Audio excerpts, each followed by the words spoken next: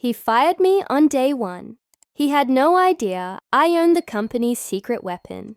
He fired me on his first day. No introduction, no handshake, no meeting.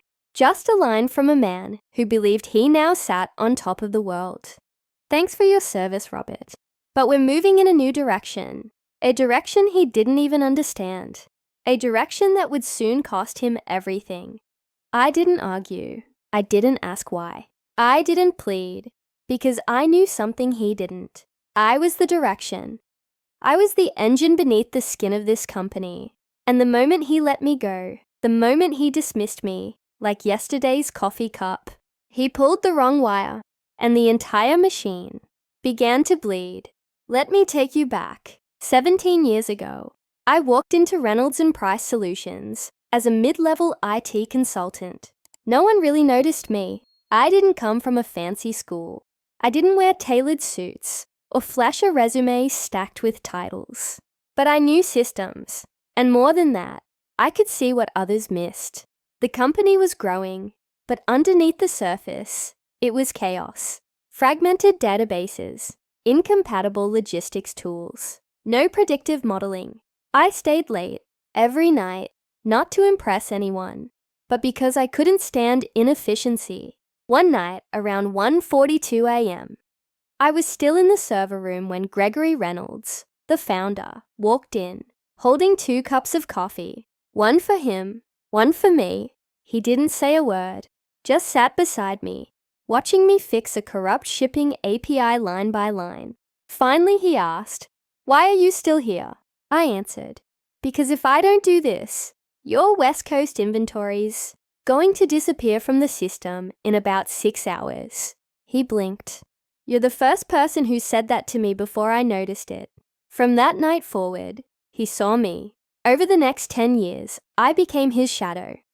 I built the Spine, a proprietary logistics and forecasting AI that revolutionized how Reynolds & Price handled its supply chain.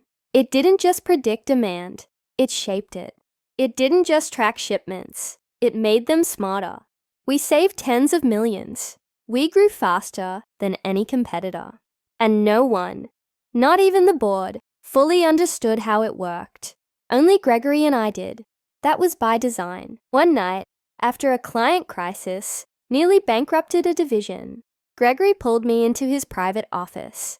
No lights, no suits, just him and me. "I'm changing the structure," he said. "You're not just staff anymore." He slid a folder across the table. "Private ownership, a 25% stake, silent, unpublished, legally binding. If something happens to me," he said, "don't let this place fall into the hands of idiots." I didn't know what to say. He smiled.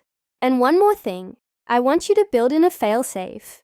If someone ever removes your access without board approval, shut it all down. Bring this place to its knees before you let it rot from arrogance." So I did. Then he died, a heart attack, quiet, sudden. And with that, the kingdom passed to his only son, Tyler, 28 years old, groomed in finance, raised in luxury, the kind of man who thinks Excel sheets make him a leader. He flew in from Switzerland, shook a few hands, staged a fake grieving speech at the shareholder meeting, and walked into his father's office, like it had always belonged to him. He looked at me once in the hallway, just once. Didn't say a word. By 2:15 p.m., I had a termination notice in my inbox. No warning, no conversation, just a sterile sentence. Effective immediately. Your position is no longer required. I left quietly, took nothing, said nothing. But as I walked past Tyler's door, I smiled. Not out of spite, not out of revenge, out of certainty. He had no idea what he'd just triggered. 3 hours later, the Spine went offline. Every module shut down one by one. From East Coast inventory to West Coast supply.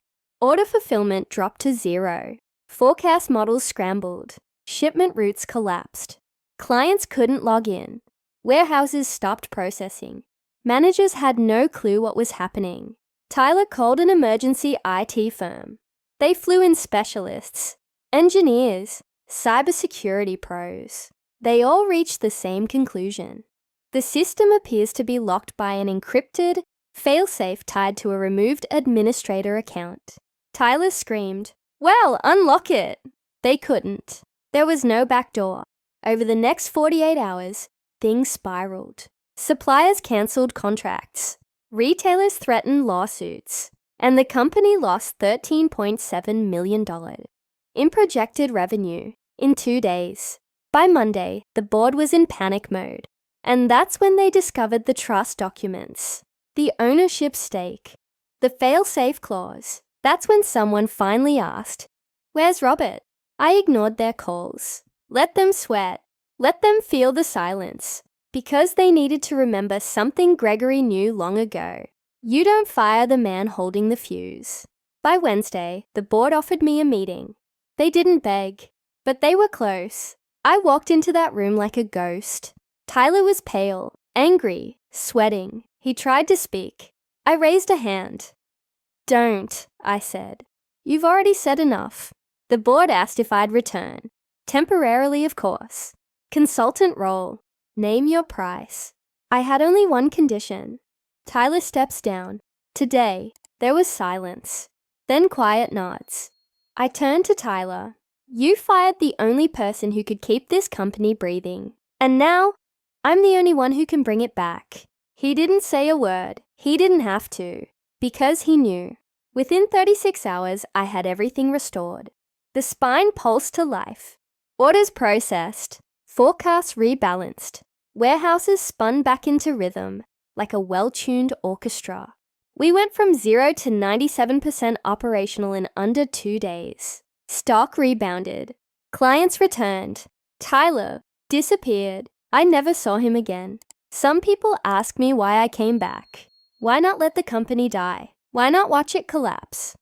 Because this place wasn't built by cowards like him. It was built by visionaries like Gregory, and by people like me, who stay up until 2 a.m. to fix the code no one else understands. I didn't come back for revenge.